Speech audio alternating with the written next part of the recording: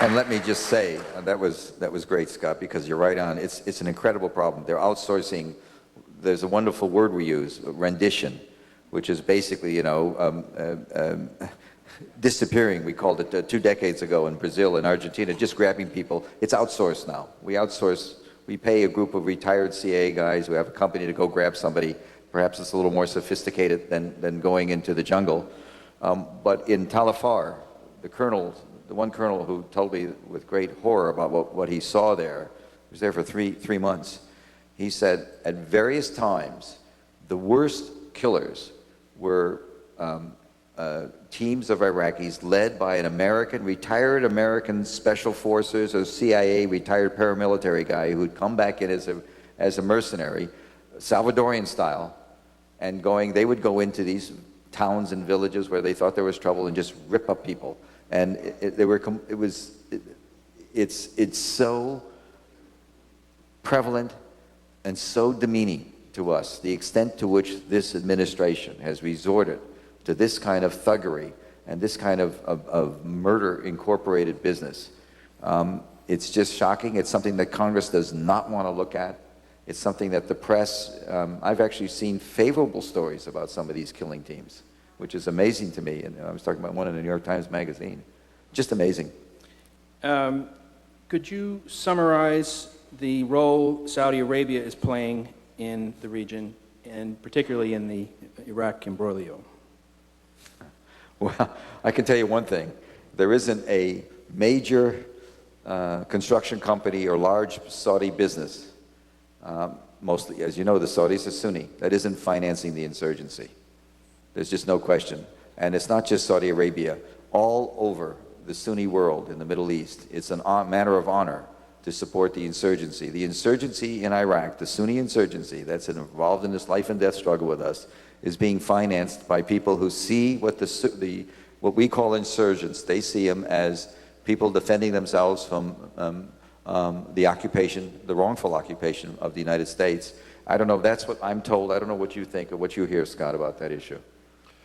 I have to be honest and say that I'm probably not that equipped to answer the question about Saudi Arabia and what they're doing in Iraq, other than to note that the Saudi Arabian government has been struggling with the issue of Islamic fundamentalism in the form of Wahhabism, the sect of Sunni Islam that's been embraced by Osama bin Laden and Al-Qaeda. In Iraq today, in Western Iraq, in the Sunni heartland, you see a resurgence of Wahhabism, and this is of great concern to the Saudi government. I think they would prefer a return to a secularism that's not there right now. We've denied the Sunnis of Iraq the right to exist as a people. We've taken that away from them. We've disenfranchised them. We've allowed the Kurds and the Shia, not as a people, but as individuals. Jalal Talabani, the president of Iraq today, is a Kurd who waged war against Saddam Hussein's government in the during the Iran-Iraq War. This is about revenge. Jafar is the head of Dawa, a terrorist organization sponsored by Iran that tried to assassinate Saddam Hussein. You look at this trial today that's taking place in Iraq. It's not about law. It's about revenge. Why did they pick the smallest crime that Saddam Hussein committed? Because it was a Dawa assassination attempt that went afoul, that Saddam Hussein attacked Dawa, and now Dawa's in power in Iraq today, getting revenge. Saudi Arabia is very concerned about what's going on, and what's the vehicle to deal with this? Diplomacy? The United States has ruled out diplomacy. So it doesn't surprise me in the least that the Saudis would be funneling resources to selected Sunni insurgent groups. As a matter of honor, and just as a final sort of, I think it's important for Americans to understand that we are fighting a war against the people we started the war against 2.5 years ago. In other words, we began a war against the Sunni Baathists. We did not win when Baghdad fell. All that happened is Saddam, before the war, set up a guerrilla operation, cell operation, insurgency, pre-planned it all, and we're now in year 3 of a war against the people we started. And a 4-star general just the other day said to me, well, we're not winning it, and therefore we're losing it in a sense. We're not winning. We're in the middle of in the 3rd year of a war against the Ba'athist Sunni regime. with or without Saddam. They're fighting us, and they're fighting us pretty hard. And again, that's my interpretation. I just wonder how you see it. Well, absolutely. I mean, look, there was no Missouri moment. The Iraqi government did not surrender. The Iraqi army did not lay down its arms. It was amazing. You talked to some people about the situation in Baghdad, and journalists saw this. On April 6th, there's roadblocks at every street corner, manned by Special Republican Guard, Ba'athist militia, security forces, intelligence forces, all dug in. The whole town is armed to the teeth, ready to fight a block-by-block defense of Baghdad. On April 7th, they're all gone. Why? Because Saddam Hussein said, look, I'm not going to sacrifice Baghdad. You guys go, disappear. We have a plan. Let's implement the plan. You know, the Bush administration's criticized, rightly so, for not having a plan for post-war Iraq. Well, guess who did have a plan? Saddam Hussein. And his plans trumping our lack of plan every single day we're in Iraq. For both of you, a strangely underrepresented entity in this conversation, the United Nations.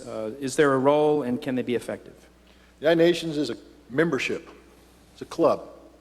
And it only works if its members abide by the rules that they all agree upon. Those rules are embodied in the United Nations Charter.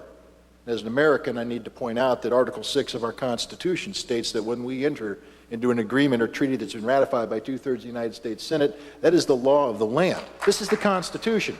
We have signed the United Nations Charter, and yet on a daily basis, we violate that charter, not just in Iraq, but around the world. The United Nations will never succeed as an organization until the United States of America decides to be a full and responsible partner in accordance with the rules that we expect all other nations to abide by.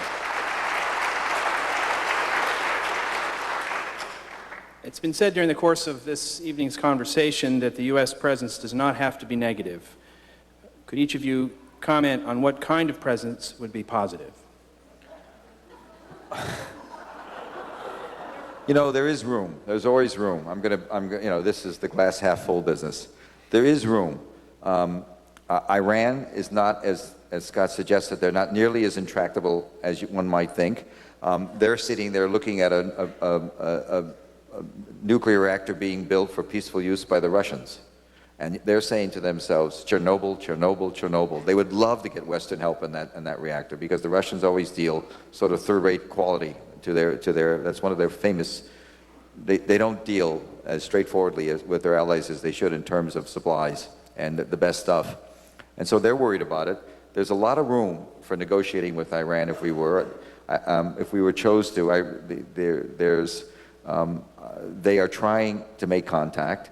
I can tell you the Syrians, this I know an awful lot about. I've been reporting on something there for months. The Syrians are, there is no empirical evidence, by the way, and I'm sure the German will come up with none either, Mechlis, about who killed Hariri.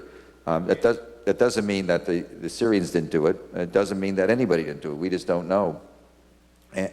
And the Syrians want to play.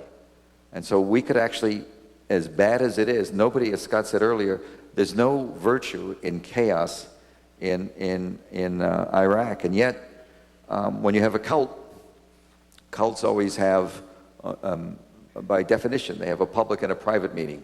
In the cult, the Wolfowitz fight cult, the public rendition is, let's talk about democracy. Privately, they all agree on chaos. Chaos works for these guys. You know, chaos actually is a plus in their eyes. Chaos in the Middle East works, and that's why they're not unhappy with this. So we're really in trouble. What I would say on that is, you know, can the United States have a positive role, something good, a presence that is positive, not negative? And the answer is, of course we can. Look, we stand for so many good things, and the world knows that. As bad as this administration has been, as bad as the Clinton administration was, the world still looks to us to be leaders on many things. The key thing about leadership, though, and again, I learned this in the military, your best leaders aren't people who shout and dictate. Your best leaders are those who lead by example, who motivate. And when we talk about the United Nations, you know, the United States going to the United Nations and being an effective member is not a capitulation of American sovereignty. It's actually the best chance for America to display the leadership skills that the world so sadly needs and so sadly wants. And that's the positive role that the United States could be playing today.